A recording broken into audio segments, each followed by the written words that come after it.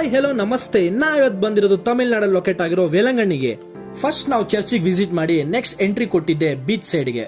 ಅಲ್ಲಿ ನಾವು ನೀರಲ್ಲಿ ಆಟಾಡಿ ಆಮೇಲೆ ಬೀಚ್ ಆಪೋಸಿಟ್ ಅಲ್ಲಿರೋ ಒಂದು ಹೋಟೆಲ್ಗೆ ಹೋದ್ವಿ. ಆ ಹೋಟೆಲ್ಗೆ ಬೋರ್ಡ್ ಏನೂ ಇಲ್ಲ, ಬಟ್ ಆ ಆಂಟಿ ಹೆಸರನ್ನೇ ಹೋಟ್ಲಿಗೆ ಇಟ್ಟಿದ್ದಾರೆ, ಕಮಲಿ ಹೋಟ್ಲ್ ಅಂತ.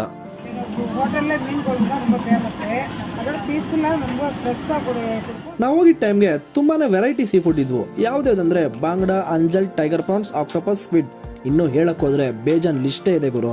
ಹಾಗೆ ನಾವ್ ಯಾವ ಫಿಶ್ ತಗೊಂಡ್ರು ಲೈವ್ ಆಗಿ ನಮ್ ಕಣ್ ಮುಂದೆನೆ ತವಾ ಫ್ರೈ ಮಾಡ್ಕೊಡ್ತಾ ಇದ್ರು. ಅದ್ರಲ್ಲಿ ನಾವು ತಗೊಂಡಿದ್ದ ಐಟಮ್ಸ್ ಏನಂದ್ರೆ ಟೈಗರ್ ಪ್ರಾನ್ಸ್, ಕ್ರ್ಯಾಬ್, ಸ್ಕ್ವಿಡ್ ಮತ್ತೆ ಸಿರಾ ಫಿಶ್.